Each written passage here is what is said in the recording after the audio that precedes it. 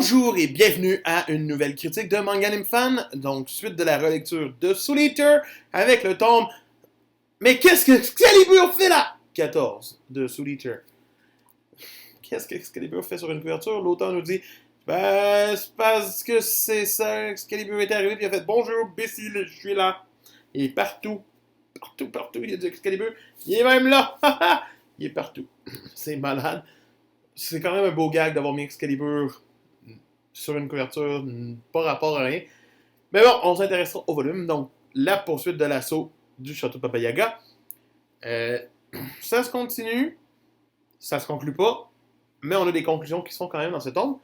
Tout d'abord, on reprend avec Death, The Kid, qui va avoir son duel contre un Mosquito.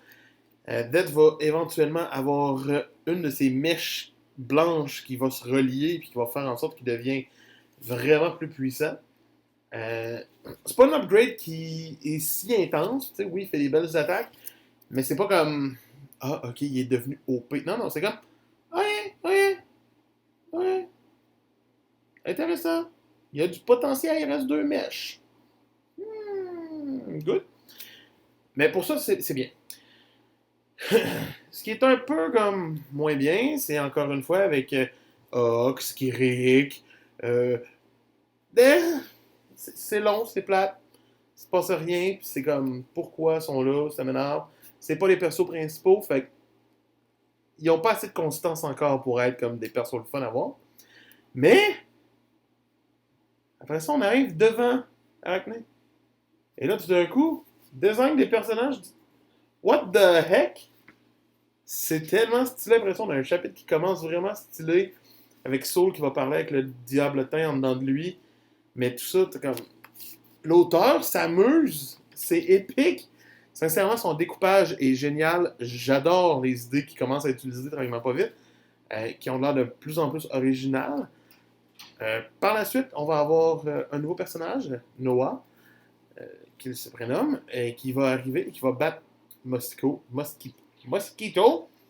et qui va nous montrer, qui va emprisonner Death dans un livre. C'est très intéressant, c'est intelligent, c'est le fun à voir.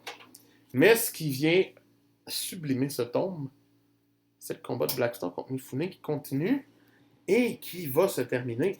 Mais encore une fois, on a des scènes d'action épiques. Et la conclusion de ce duel se termine avec un enchaînement de pages. Mais que dire de ces pages? À part, mais que c'est ça? C'est-tu pas beau? Et qui gagne? Ben, c'est Blackstar avec un dernier coup magnifique. C'est wow, c'est parfait. J'adore presque tout ce qui se passe dans ce tome-là. Même la petite interlude finit par être comme OK. Fait que pour moi, le tome 14 de Soul Eater mérite une note solide de 19 sur 20. C'était Manga Anime Fan qui vous dit pour la relecture de Soul Eater, c'est demain. Donc, juste à liker et vous abonner pour voir ce que je pense du tome 15. On se retrouve demain. Bye!